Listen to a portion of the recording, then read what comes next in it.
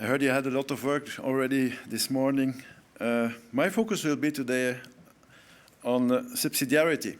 And we all know that we are witnessing a very changing society. We have increasing knowledge and democratic participation. And this global evolution comes with an increase of the urban population. And it's a bit this I want to highlight, this evolution with a focus on Belgium and on Europe. If you speak about Belgium, you speak about 11 million people, very small. Some of them, 60% living in Flanders, 30% Wallonie, 10% Brussels. And 50% of the people are concentrated in cities. If you have the urban region of Brussels and the 6 biggest cities of Belgium, this represents 50% of the people living in the country. Actually, it's an example of what's happening in the world. Remember 1900, about 10% of the people lived in cities. And in 2000, we were about 50%. And by 2025, we will be 5 billion urban dwellers. As you know, Brussels is a capital. It's a capital not only of Europe, it's a capital of Belgium, also of Flanders. And we are confronted, as many other cities in the world, with a huge impact of its population growth. Just a small example, the last 5 years, we had about 90,000 people coming in from outside, merely European people, 20,000 new Belgian inhabitants coming over. By 2020, we will have 240,000 more. What does that mean? It means that we have to create jobs. It means that we have challenges about mobility, employment, education, I told it already. And actually, the main challenge is maintaining or even improving the quality of life. We all know that our cities are affected by economic crisis. And it's true, and you must confess it, we do it in Brussels, but I think the other big cities do it as well. It's not possible on our own efforts to find a solution to all those challenges. We need to have a positive attitude. We know cities are a source of wealth, not only for a region, but also for a country. They are poles of attraction for tolerance and openness. They are engines of growth and centers of creativity. This is precisely why cities have become an important element in European decision-making. The surge of civilian participation in the European democratic process has been strengthened as a result of the greater civilian involvement of the townspeople. This opens the discussion about who is taking the decisions and at which level. The question of who does what opens the debate about the core duties, the role of cities and regions in the contemporary Europe of the national member states. Actually, I'm talking about subsidiarity. And this question is not new. Aristotle already mentions the principle of subsidiarity. He's speaking about humans as political entities. His idea is an idea of humankind, people living together in the polis, the Greek city-state. Urbanization has for Aristotle not only a geographical dimension, but also refers to the living together, the good life in the polis. Urbanization is not only the geographical expansion of the urban fabric, but also the very real and very humane aspect of living together. Nearly 2,000 years, 1,500 years later, the poet Dante did just the same thing in Italy. He lived in Florence, 80,000 inhabitants, the second biggest capital in Europe after Paris in that time. And I can quote quite simply his Monarchia, which is quite clear about this.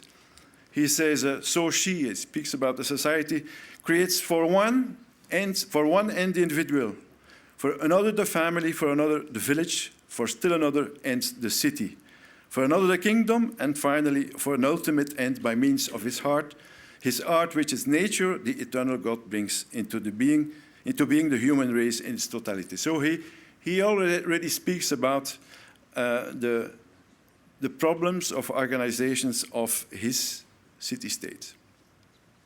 This brings us with a big jump in the 21st century and in the contemporary relations between the European Union and the regions and cities, and the place of local and regional autonomy in EU policymaking.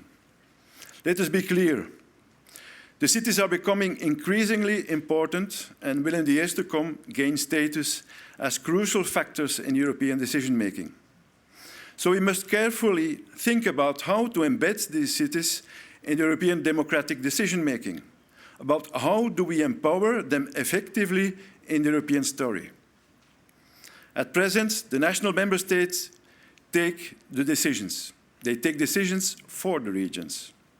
This contrasts with the growing social and economic importance of regions and cities. The development of the regions and cities is, to me, an enormous challenge for the further development of the European community. Cities are a decisive factor in European decision-making, and this requires us to adapt European decision-making to fit this reality. This is why regions are to work more closely together, hence safeguarding their economic interests. The classic structure of Europe, of the 27 member states with the regions and cities in the periphery, is, in my opinion, not the most beneficial structure to fit in the new players on the European democratic market. We must ask ourselves the fundamental question of how to organize the new Europe. I'm speaking about Europe, but I'm sure you are having the same questions wherever in the world. We must foremost establish a thorough decentralization. I refer to what's said by the Committee of Regions. Decentralization means all measures at the political level that the role of subnational territorial bodies in the national and European decision-making to be strengthened, and that results in a transfer of powers of the central government level to local and regional bodies. We must not forget that citizens identify strongly with their region and city. Those regions and the cities represent a crucial counterweight to the increasingly international and therefore anonymous nature of labor markets and economic relations. I would also like to emphasize that decentralization and autonomy of European regions are ever increasing. It's a reality that we cannot ignore and we will have to take into account. Therefore, we have to strengthen local autonomy on the basis of democracy, civil proximity, and decentralization. I want to emphasize that I regret that because of the financial crisis, there is a tendency towards greater centralization. This trend is based on the mistaken assumption that public service is always cheaper when in the hands of the central state. I think this is not the case. We should have enough confidence in our regions and cities that they will do well. I oppose the use of the present crisis as an excuse for further centralization of powers, decentralization without the required financial resources, and for simplification, reduction, or even elimination of subnational structures. This ultimately results in a weakening of the regional and local democracy. It's also contrary to the European subsidiarity principle, which says that decisions of political and regulatory order should be taken at the level which is most appropriate to the objective pursuit and as close as possible to the citizens' lives. We see in Europe a certain separatist tendency. I refer to my own country, where certain political parties defend the complete secession of Flanders as an independent region, I refer to similar tendencies in Spain or maybe Great Britain. On the other hand, in other countries, the autonomy of the regions is questioned. Neither view holds any progress.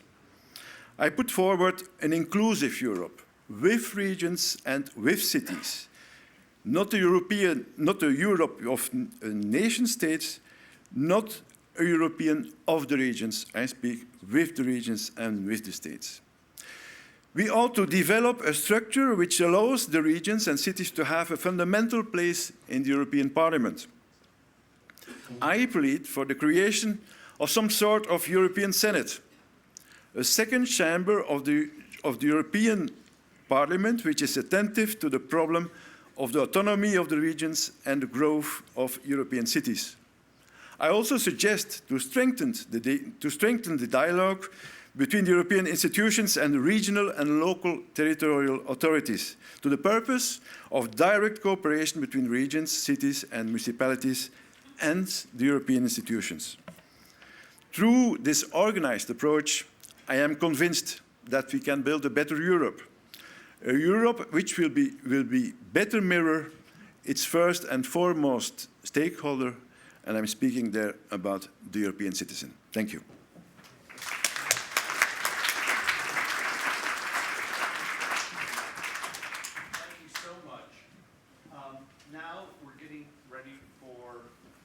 Our next session, we have asked one of our GMF board members, longtime moderator, someone that I think has been to every one of the Brussels Forum. Is that right, David? That is indeed. David Ignatius to lead this discussion. We're looking forward to a very lively coverage of this topic. David, it's yours. So I think we should roll the video, as we say in Hollywood. 5 years after the start of the financial crisis, there is now greater understanding that gaps in economic policy led to and exacerbated the economic and banking crisis. How are measures to create jobs and growth impacting the structure of societies? Where should governments save and where should they invest? Has the crisis fundamentally changed the relationship between governments and their citizens? So I'm David Ignatius. As Craig said, I'm a columnist for the Washington Post, but for these purposes, more important, a trustee of GMF. The broad theme of our discussions this weekend is fragility, and that's nowhere more evident than in the subject we're going to talk about over the next hour.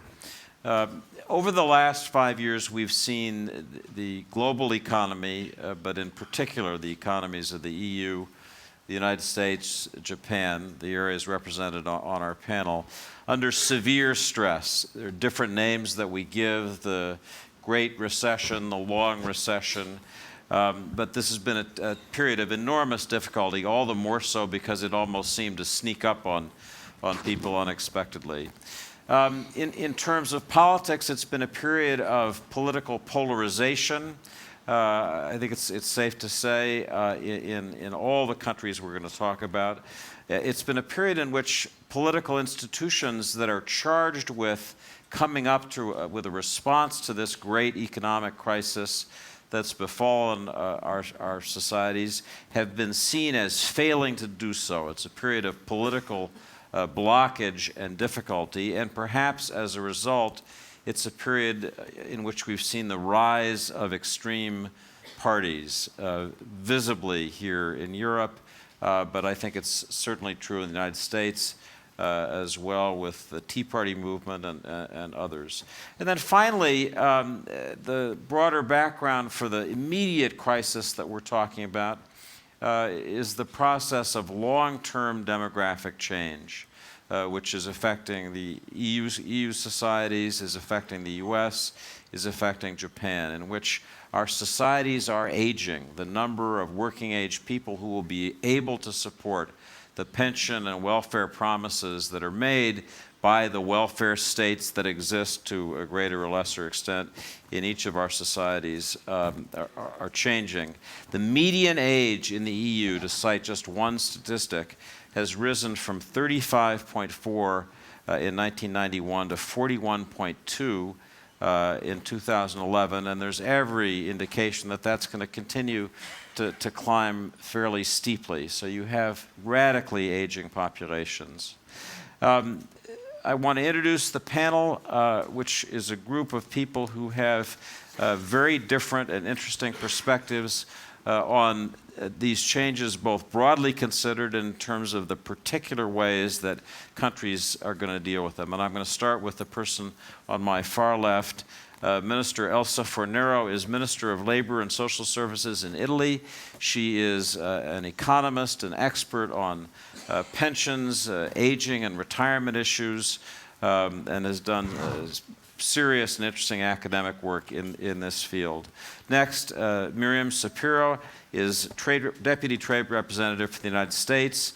Her specialization prior to coming into government was in part in internet and telecommunications policy, and so I hope she'll talk about those new parts of our economy in speaking about change. Next, Minister Koji Tsuruoka, who is the Deputy Foreign Minister of Japan, has served in a number of senior positions and is the number 2 person in the foreign ministry of a new Japanese government. I hope can tell us what the government of Prime Minister Abe is thinking and planning to do in dealing with these problems.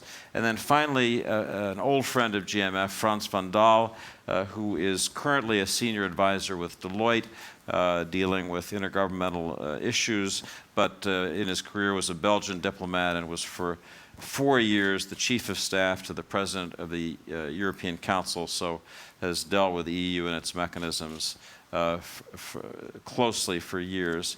I want to start with Minister Fornero, and I want to start by quoting a favorite saying of mine from Herbert Stein, who was chairman of the Council of Economic Advisors many years ago, said once, if something is unsustainable, that usually means it can't be sustained.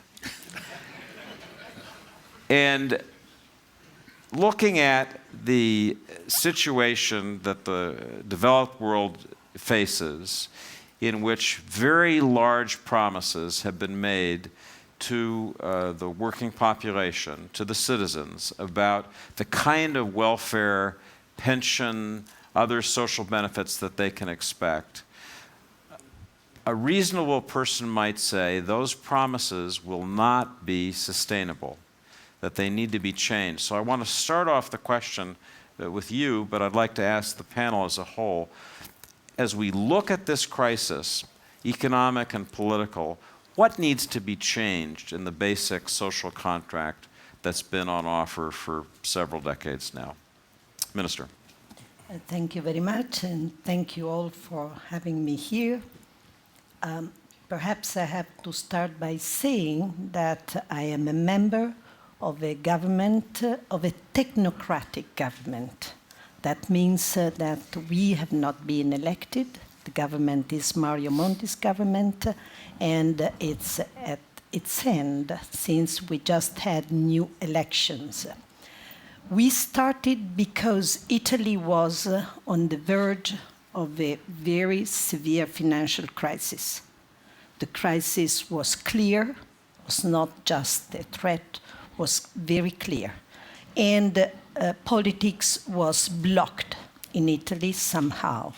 Government couldn't, let's say, perform, although it had made commitments to Europe, it could not continue. And so Mario Monti was asked, and he formed a cabinet that was called the technocratic government. There is a lesson in this. Italy is, I wouldn't say Italy is a fragile country. It's certainly true that Italy is a very divided country.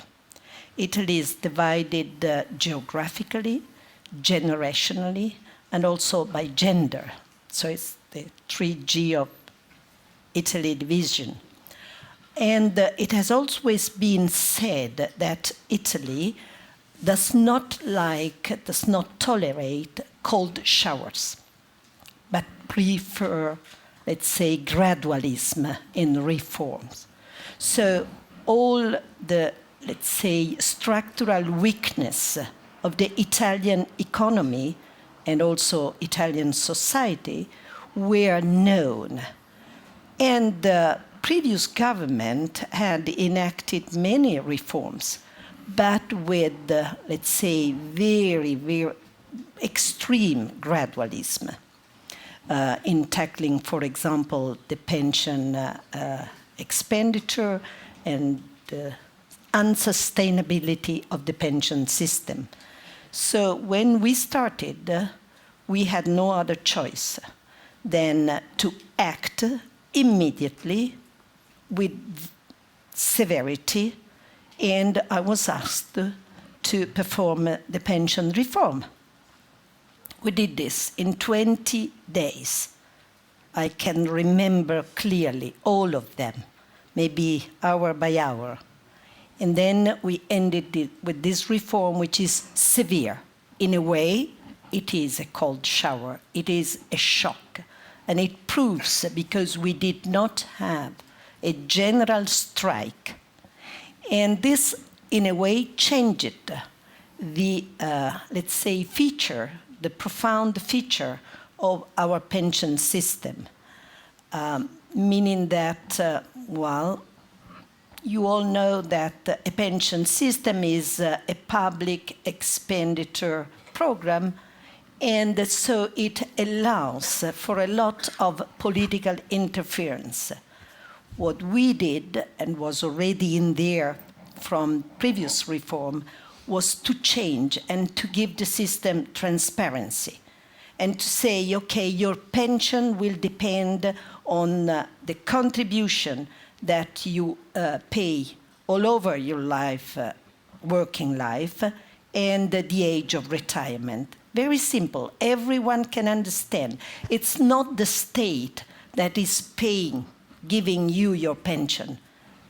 It's your saving. But, Minister, these were courageous reforms, and I think many people in this room probably admire the government of technocrats in Italy for proposing these reforms, but you'd have to say, looking at the Italian elections, that the response of the Italian public to the cold shower, to the reality therapy that you and Prime Minister Mario Monti offered was no.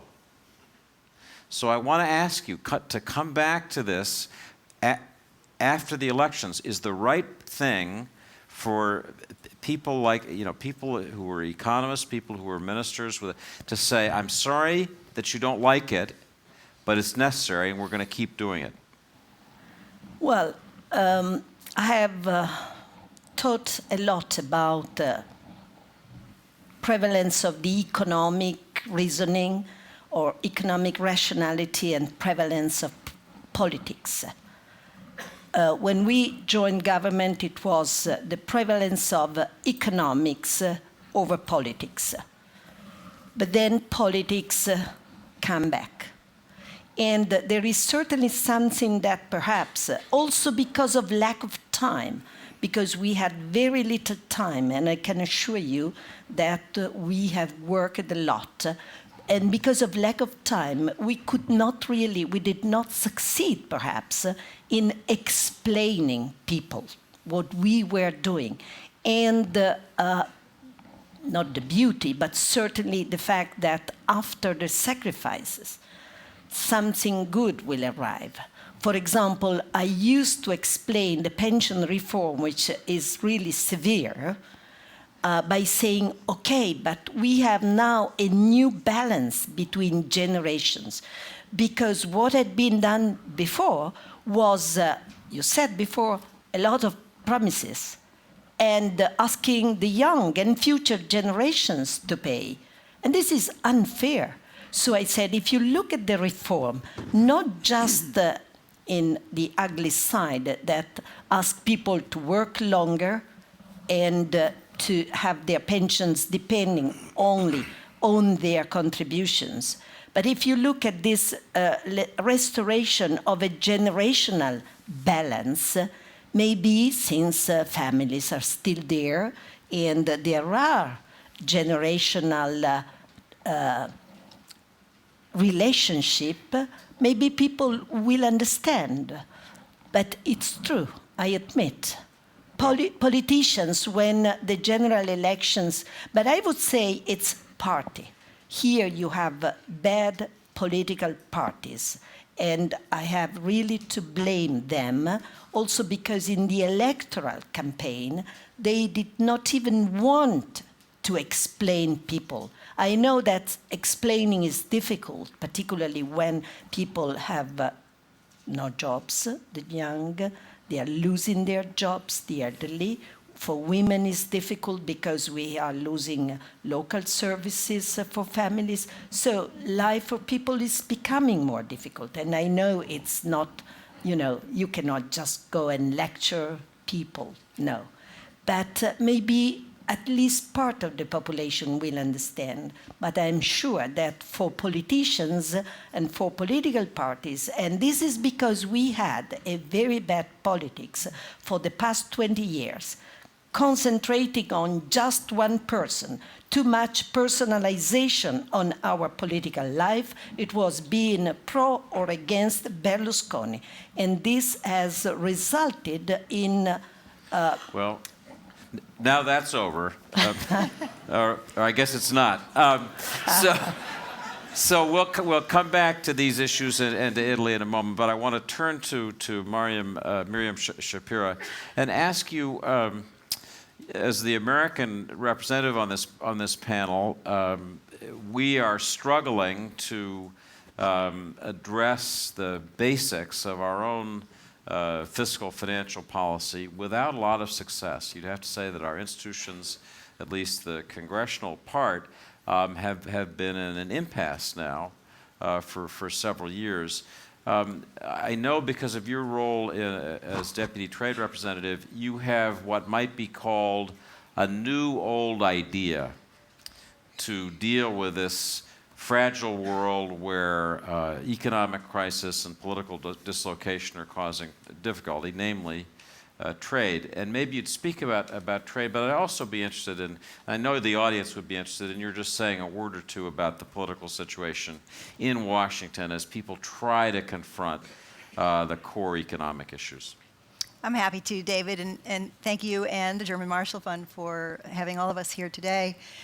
Let me start by saying that we have worked very hard and made important progress in turning the corner from what was a deep recession onto a much firmer path towards economic recovery and towards avoiding another Great Depression.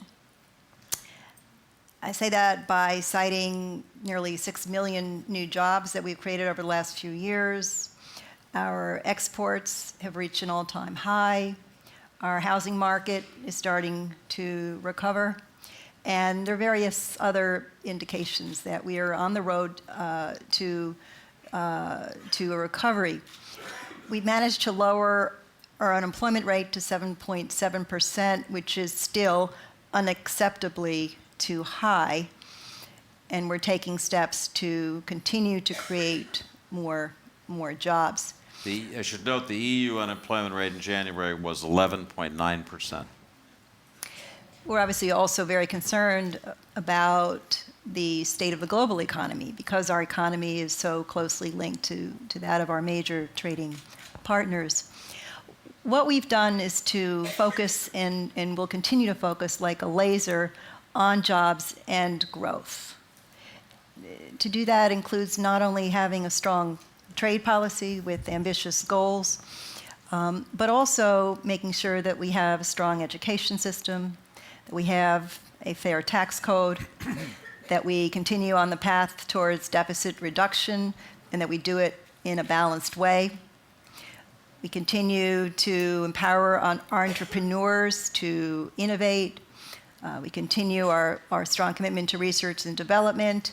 And we take a number of other steps to make sure that we stay on this path towards economic recovery.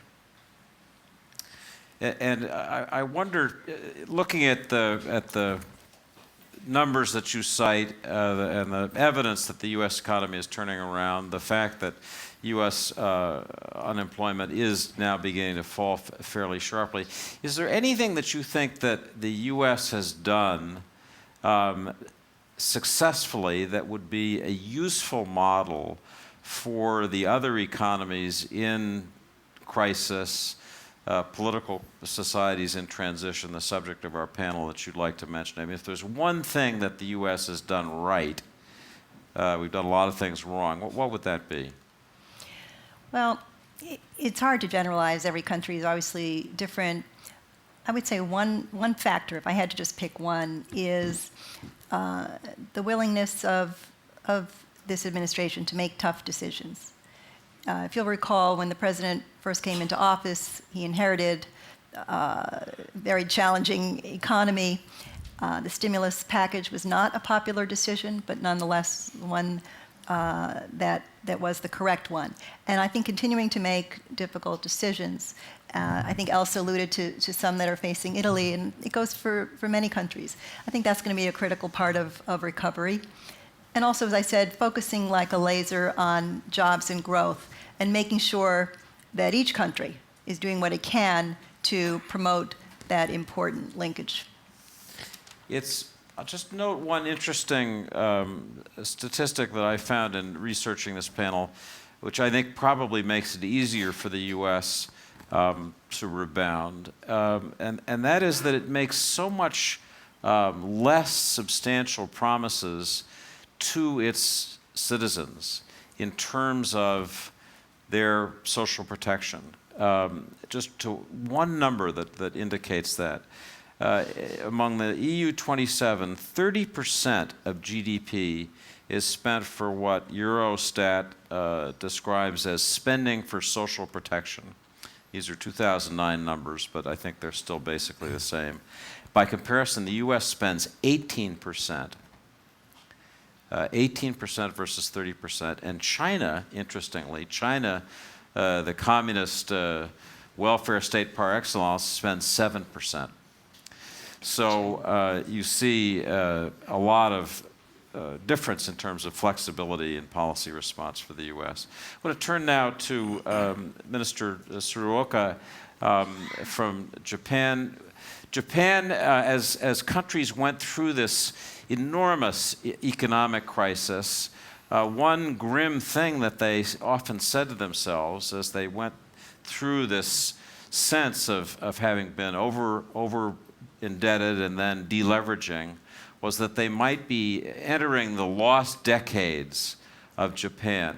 And there's this view that Japan became so over-leveraged during its boom years, its bubble years, that it's really still trying to recover from that.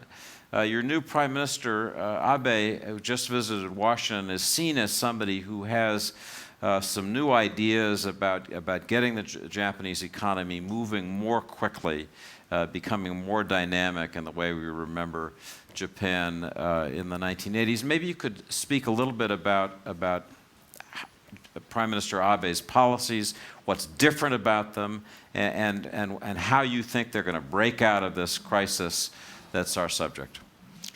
Well, thank you very much, and thank you, the Brussels Forum, for inviting me to address this very distinguished crowd. I will be very brief. First of all, we have had a change of government. LDP, the long-standing ruling party, was in the opposition for the last 3 years, and they came back. Change of governments allow the new government to adopt new policies. And this time, what Mr. Abe has decided to do is not necessarily very new. The measures on monetary policies, easing, setting inflation target of 2%, or mobilizing public investment, these are all very well-known measures the government may mobilize to stimulate the economy. And the third pillar that he's proposing is encouraging private sector for economic growth. Again, that's nothing new. If there is anything new, is the totality, the firm determination, the comprehensive and swift actions that he has taken. And he has seen no taboos. First, he approached the Central Bank of Japan, which traditionally, of course, and it is continuing to be independent from government, but still, Abe saw no restriction in approaching the bank and asking them to be more flexible in the conduct of their monetary policy, like raising the inflation target to 2%. Second, on public works, as the moderator has indicated, we have a need for fiscal consolidation. And this has been a very serious issue in Japan. That had deprived the flexibility of mobilizing public resources for stimulating domestic demand. This time, he took exception to that and said, we still can afford. Of course, commitment for fiscal consolidation that we made in G20 Ottawa Summit will be maintained, but at the same time, let's mobilize all resources without taboos so that we will indeed realize the Japanese departure from deflation, which has been hurting Japan, and by that same token, hurting the regional economy as well as the global economy. So mobilize Japanese potential to the fullest by mobilizing all possible measures that are in hand. The third pillar, which is economic growth, is the most difficult because economy is a living animal. You can't force them to grow all of a sudden. And the stimulation of domestic economy, again, is a very difficult issue. And this is compounded by the demographic that you've mentioned. Money is in the hands of the older people. Older people, when they age, don't spend much. They may spend gifts to their grandchildren, but they've already had enough. And it's a saturation of demand for the older people themselves. So how you shift the purse, the demand, into the hands of the younger generation that are in need? Well, again, Mr. Abe broke the taboo. He approached the industry himself and asked, why don't you raise wages for your workers? Toyota was the first to say, yes, indeed, you are right. We've been keeping the wages of Japanese laborers too low. And if you continue to do this, in fact, there will be no domestic demand. So we will go ahead and raise wages. Then we had the retail companies follow suit, and then the whole industry is now very enthusiastic about crossing the river together. Well, if you had none saying this, of course, it wouldn't happen. But it's not that the industry don't have the money. They have the capital, and they have no place to invest. Unfortunately, in Japan, they're investing abroad. How can you turn around and have them start investing in Japan as they've been doing in the 80s and 90s? Stimulation of domestic demand. This will enable Japan to grow back again out of deflation, and then that will provide us with the necessary capital for sustaining the welfare that we definitely need. Now, of course, Japan is an aging society. We're extending retirement age, but then if the seniority system is maintained, the longer you work, the more you earn.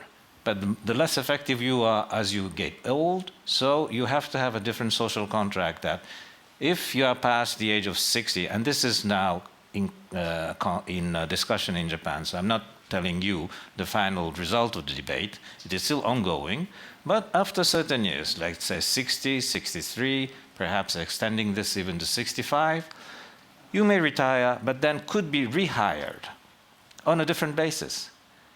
Well, in Japan, people, the most disappointing fact is that you're out of work. It's social status.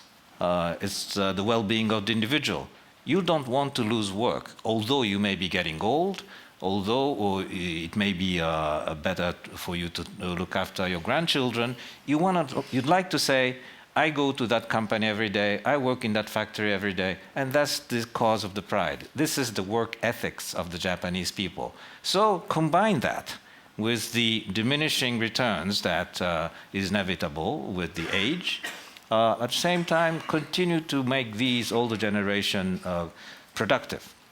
Another source that we can rely on is gender. we have not sufficiently used the female workforce in Japan. We admit that. And we are making various means possible to have them work, continue to work, even when they have children.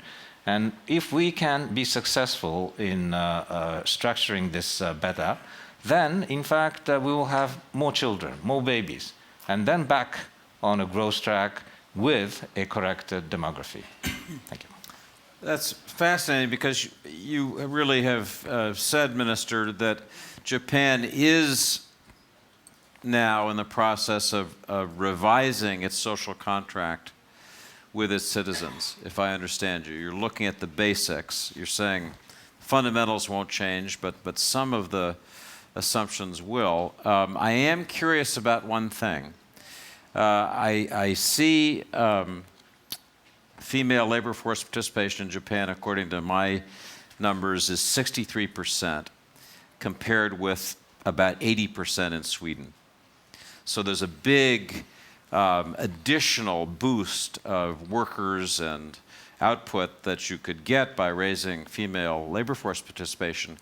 But wouldn't that be likely to further reduce fertility trends in Japan and make that problem even worse? That's a very good point. Well, I think we've gone through that in the last 20 years. Of course, there was encouragement for highly educated women to work, perhaps high-paying jobs. They will remain single, and as you say, it will adversely affect the fertility rate.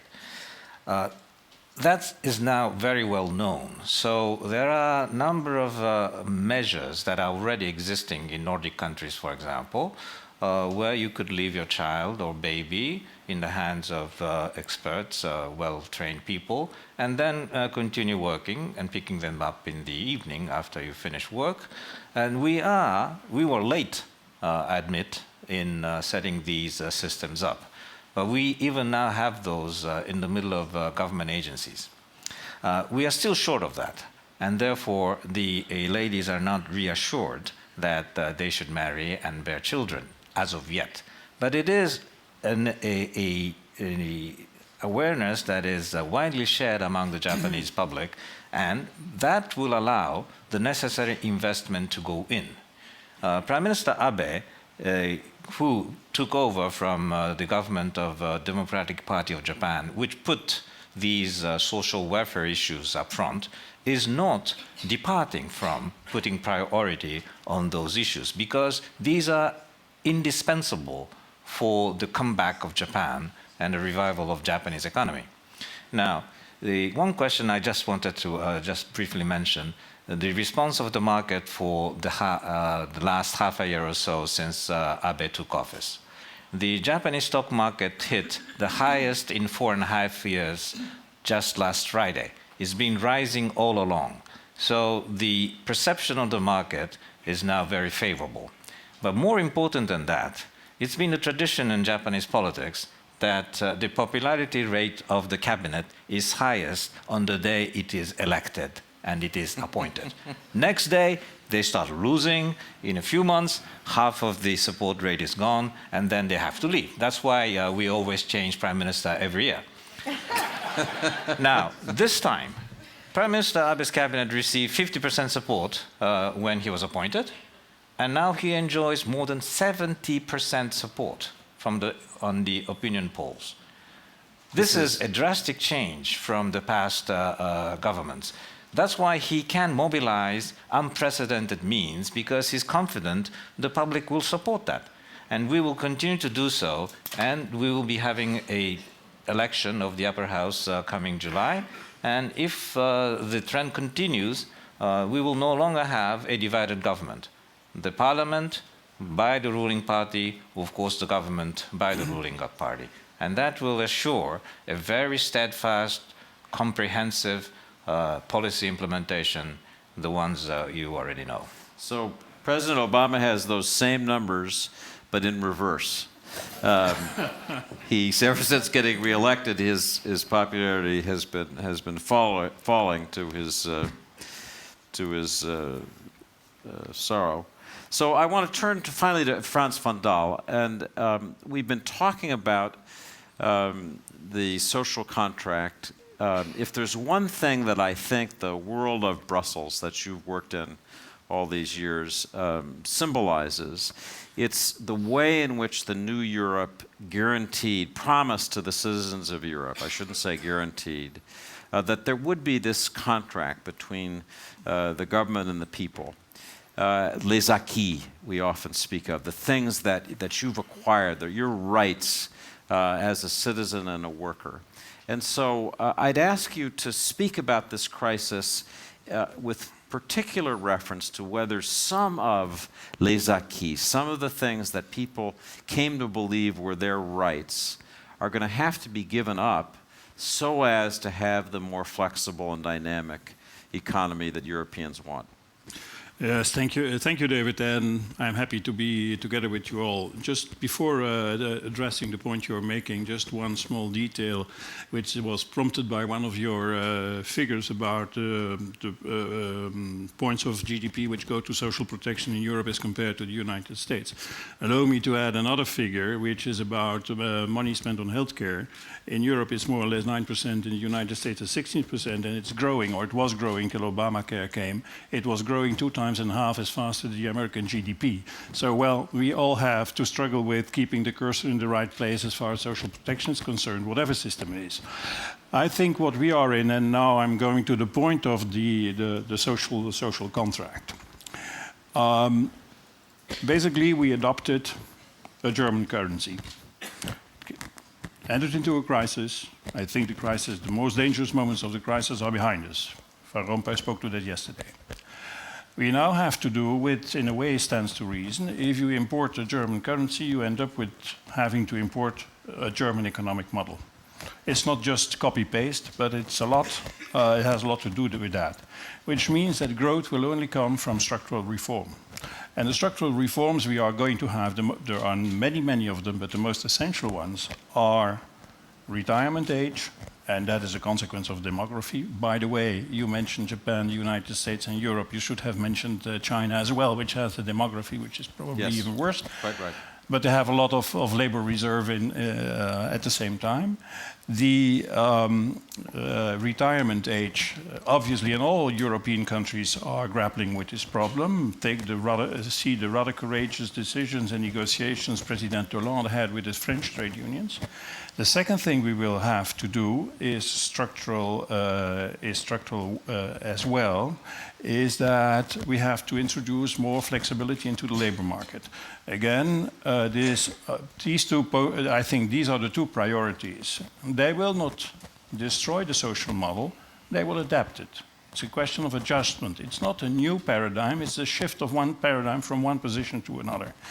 Is it difficult? Yes, because these structural reforms are very much linked to political nexuses and cultural nexuses.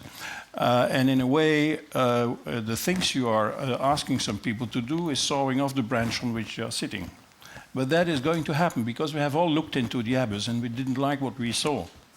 So the structural reform is going on, yeah? Could you ever ask someone, I mean, that is in effect what you're asking people to do, to saw off the branch on which they're sitting, and who in his right mind would ever do that? Well, I mean, that's crazy. No, people won't do that, so you're going to have to saw it off against their protests, won't you? That's why it's going to last long. And it's particularly the case where you have a nexus of political and economic interests. You have a number of economies which are intertwining political power and economic power. That creates suboptimal economies. If you still practice some bits and pieces of economic corporatism, you end up where you end up. So that's why it's a painful and cultural process. But at the same time, look at a number of countries. It's happening. It is shifting. It changes political positions. People are losing power.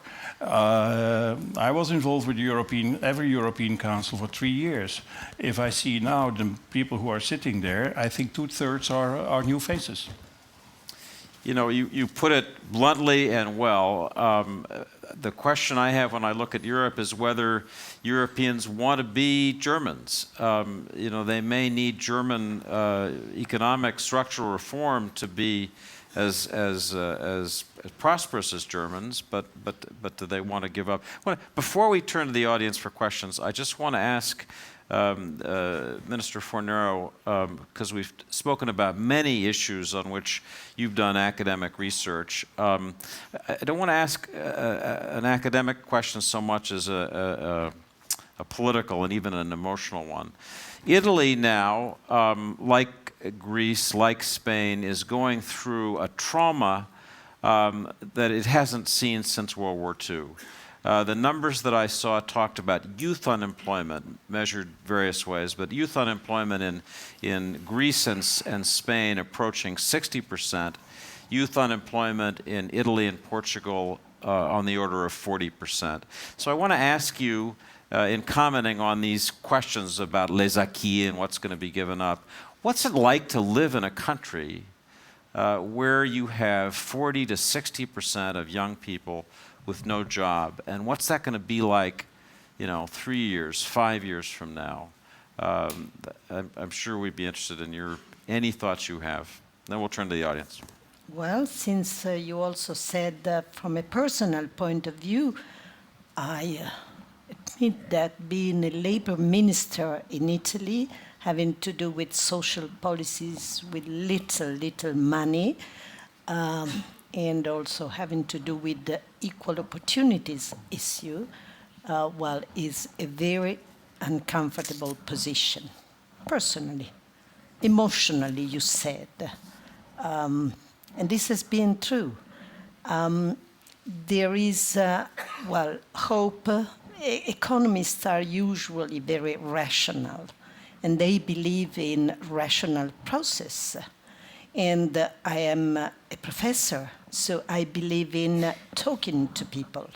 I've always said I'm ready to talk. I can quote an episode which to me was very important.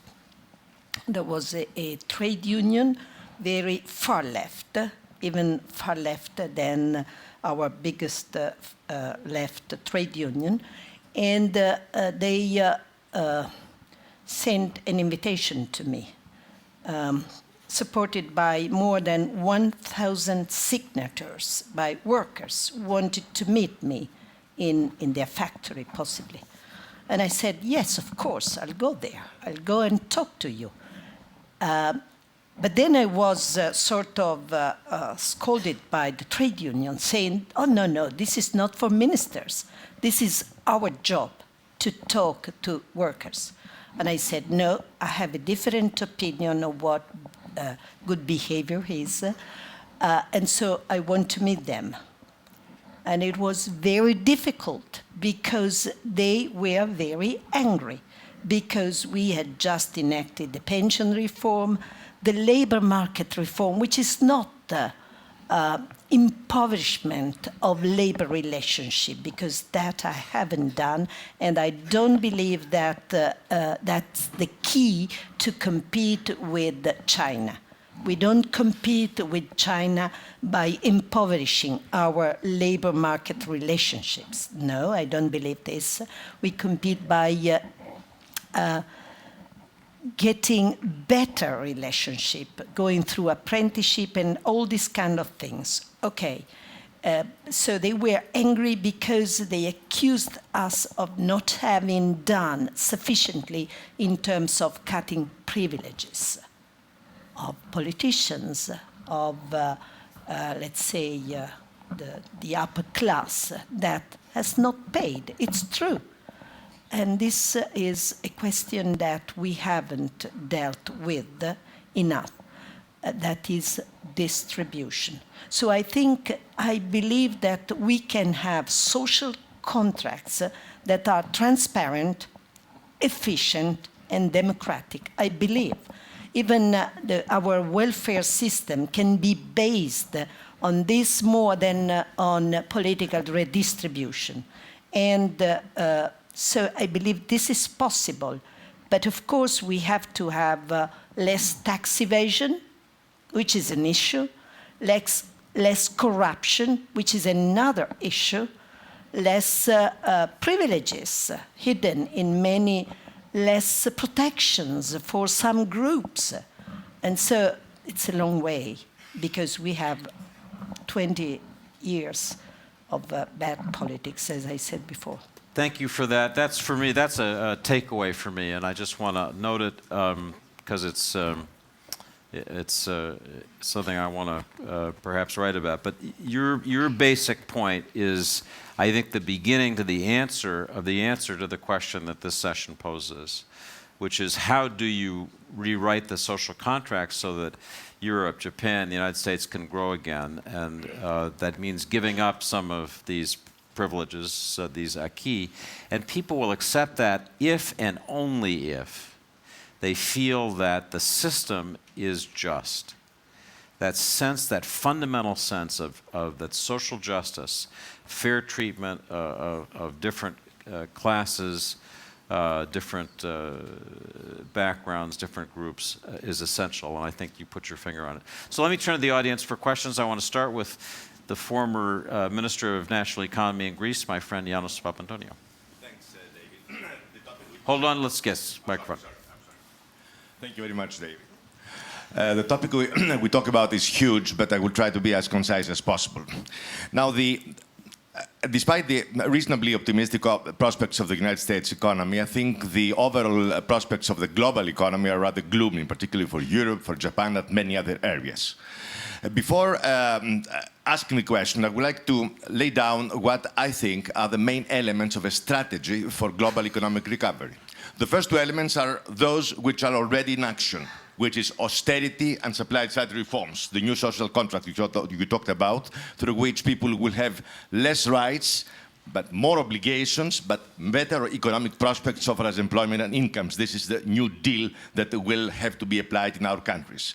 There is, however, two other elements which are necessary. We need more effective demand from the surplus countries, and we also need institutional reform, both at the Eurozone level, more economic, fiscal and political union, and at the global level, so far as global economic governance is concerned, so far as global financial reform is concerned, regulation, supervision, and so far as trade liberalization is concerned, because we all know the Doha round has led nowhere. Now, what we see in the European and global level is the following. From the four elements, austerity, domestic supply-side reforms, more demand, more institutional reform, only the two are applied. But what we have seen in Italy is that austerity has defeated reform. Why? Because in conditions of excessive recession, growing unemployment and poverty, people are not willing to enter into the new social contract. Let me I want to give our panel a chance to respond. Should we put that as a question to Minister Fornero? Austerity defeated... and it's a good question. Did austerity defeat reform? The purpose of reform? A good question. Well, I would say in the very short run, perhaps yes. But I'm confident that, for example, the young understand. And we have this populistic party that now enter parliament. But I make a difference between the leader and the followers. And I know that many of followers are young people, and they do not tolerate privileges. They do not tolerate all the kind of old jargon that is the characteristics of the old politics. They do not stand the people that just say, we need to do this, we need to do that, we need to do the following. They want to see actions in practice. And so, okay, in the short run, well, let's say the government, this supposed supremacy of the economics over politics has not really worked. But I'm confident, and, well, personally, I have to be, otherwise it's 15 months of hard job that is thrown away, and this is really very hard to bear. I have to believe that the young will understand, and so maybe we will have a new model coming. I think we have many times we said that the crisis is also a kind of opportunity. Now in Italy, elections have been a shock. I admit, a shock. But it's possible that a country that prefers gradualism sometimes awake from a shock, and this is for the better, for real change that we started. We only started because 1 year is not enough. That's just the beginning of an answer to Janis' question, but we'll come back to it perhaps in later discussion. Our colleague from Latvia. Yes, Defense Minister of Latvia. Well, it was very interesting to hear your arguments, and one of the first suggestions what I would propose, if somebody now in Europe dislike to take a German example or model for certain reasons, especially in Southern Europe, I would suggest to take something smaller, take a Latvian model. And I don't think that we have been extremely successful, but our austerity, let's say in defense sector, were minus 50% in 2008 and 2009. By telling that, I wanted to say that we never cut our international contributions because of this. And just few lessons from our side, what I can say. First of all, if we make such type of reforms, we have to ensure that the most poor part is the least affected. In our case, we did not touch pensions. And for me, actually, as a question, it would be interesting to hear, because you were telling that reform part was to ensure that there is a correlation between the age and between your contribution to pension. So what type of pensions and contributions you had before? Because we had always such type of connection between individual payment and the outcome. No. The second thing is that it's very difficult to touch social and educational part, because this is a part of the possible growth. The third thing is a communication part. That's the most tough issue, because in fact, our parliamentarians and ministers, we lost about 25% of our salaries.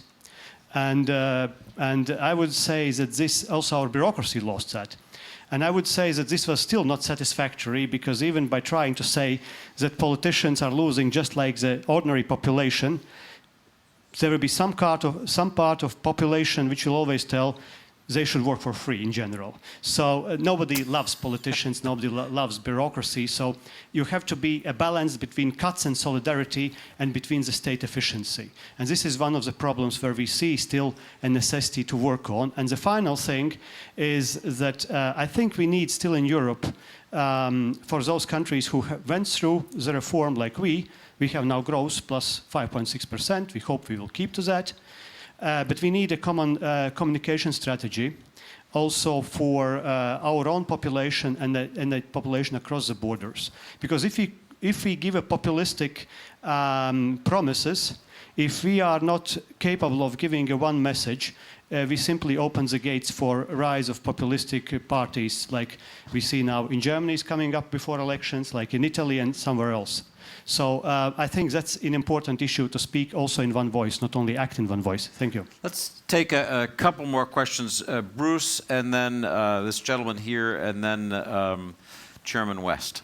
Hi, Bruce Stokes of the Pew Research Center. A question we really haven't gotten into is the rise of inequality in all parts of the world, particularly in the United States, where it's been rising for 40 years. So it does seem to me you can't say it's a cyclical phenomenon, but we've seen the rise in inequality in India, China, Europe. If one accepts the fact that a definition of a legitimately functioning economic system is that it addresses the economic needs of its people, doesn't our economic system, that we all share, somewhat of a market system in all of our countries, that the economic legitimacy of this system is now in real question, and more importantly, that the political legitimacy of the democratic system that has failed to address this is also in question? Good question about legitimacy. Sir, the gentleman in the second row, please. Do we have a microphone for this gentleman here? You're up.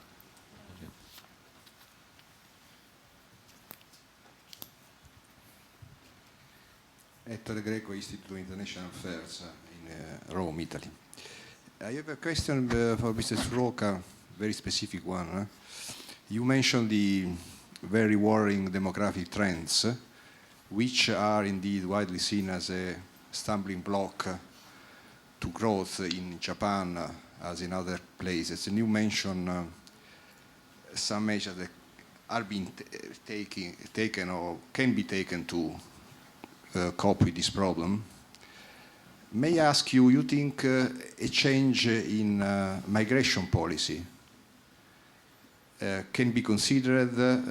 We all know there is a strong resistance to changing the current pattern of migration policies in Japan. And this may be a question also for the other panelists, because you don't mention this factor.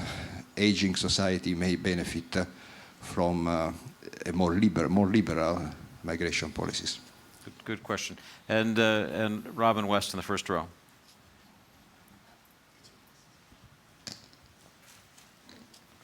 My name's Robin West. I'm on the board here of the GMF. There's another question that sort of touches a bit on Bruce Stokes' point, but in the United States, for example, there's a huge swath of the population which is now poorly educated and really ill-equipped to deal with the new economy. And Germany has tried to create a system where you have workers that are equipped for the future economy. How are we going to deal with this? In the United States, this is a huge challenge and we haven't answered it. But it's something that seems to be modern democracies, in order to keep to justify themselves, they have to find a solution to this. Four good questions. Just to recap, the first question about the Latvian model, which I take it is one of really sharp reductions in spending initially. Second, Bruce's question about the fundamental legitimacy of the system as it goes through this period of difficulty. Question about whether these demographic trends mean that there really needs to be a total re-examine of immigration policy in a country like Japan.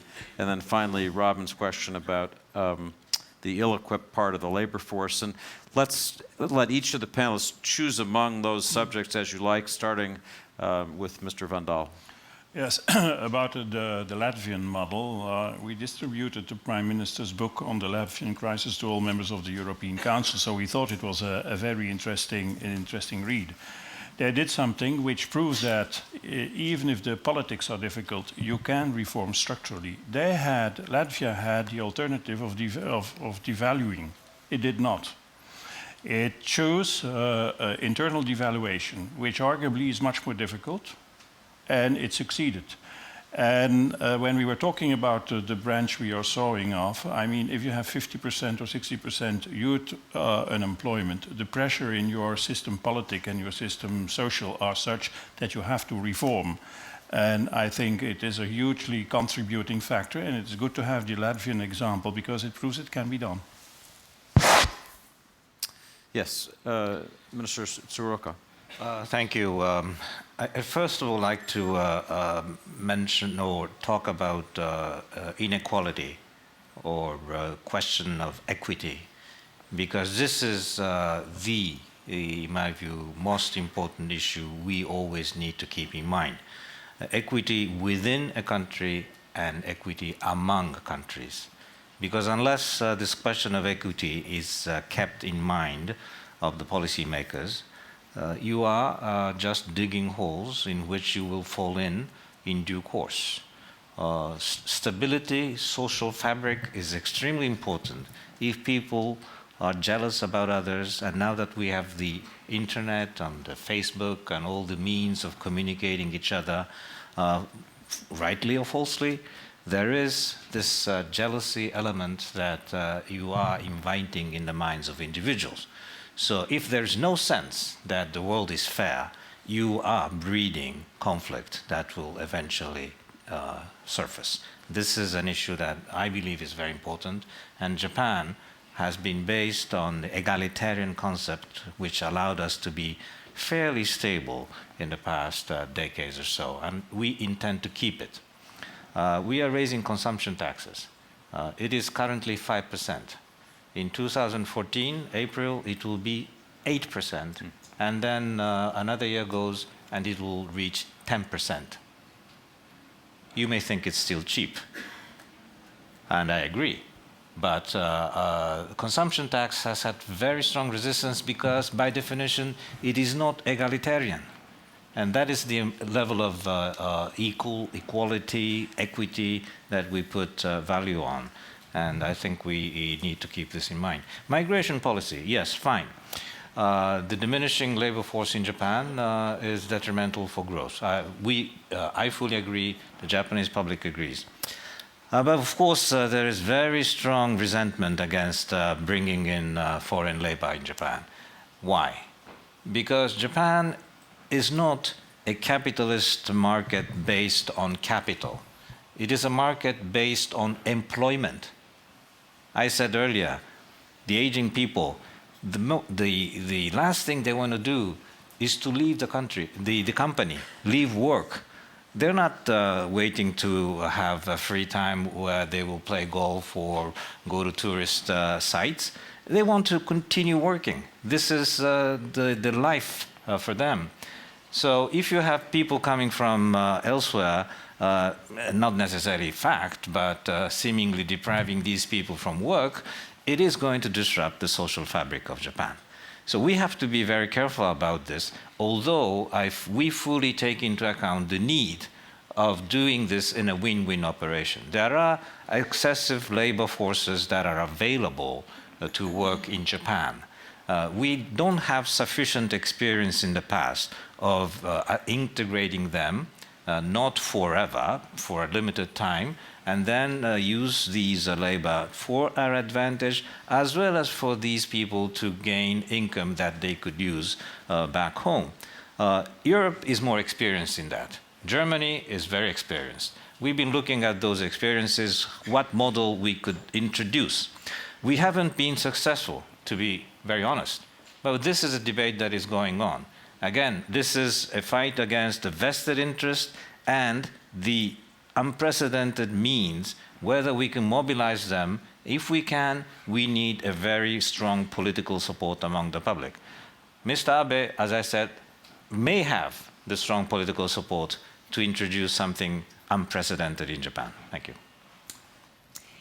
Let me try to tie together a couple of the very good questions we got and also a few of the points I've heard my colleagues say. In terms of austerity, I think it's really important that the cuts be strategic rather than automatic. We're facing an automatic situation now in the United States that we are trying to address. But I think that observation also applies to other economies in terms of the difficult choices, which I mentioned earlier, that need to be made. It's also imperative that we focus on job creation. How do we create more jobs? We talked about the importance of people having a job, having a real living wage, being able to support a family. And whether we're talking about the United States or we're talking about Europe or we're talking about the Middle East, Africa, Asia, Latin America, this is a global challenge that countries are working hard and really must find a way to address. David, you poked a bit of fun at trade. Is it a new old idea or an old new idea? The data shows, at least for the United States, and the statistics vary by country, but for every $1 billion in goods exports that we achieve, we create roughly 5,000 new jobs. So we will continue to focus on trade policies that work, on enforcing trade obligations that we already have, so that we can continue to create these new jobs and sustain the ones that we have. Our exports last year reached $2.2 trillion, which was a banner year, and we're going to keep moving that direction. We reached a realization about a year ago as the WTO, all members, that the Doha round just wasn't working, wasn't going to take us where we all wanted to go. So since then, we've continued to step up our work in Geneva in terms of reaching, hopefully, a new agreement on trade facilitation to help goods move more easily across borders. We're expanding the Information Technology Agreement, which is going to be really important to technology companies around the world. There are about $4 trillion in trade flows currently under the ITA, but it hasn't been, the list of products covered hasn't been updated since 1996. So we're very eager to see that happen. We've launched recently international service agreement negotiations so that we can take advantage of more liberalization in the services sectors. This is a huge comparative advantage for the United States. We actually have a surplus of our services exports, and it's also a growing area for Europe and for other markets. So we're doing a lot multilaterally, and we're also pursuing a very ambitious trade agenda with some of our key partners. In Europe, for example, the president's announced his intention to begin negotiations on a new trade and investment partnership. And we're also working very hard to conclude the Trans-Pacific Agreement that was started a couple of years ago and now includes a total of 11 trading partners. But it's obviously more than trade. It's empowering our small and medium enterprises.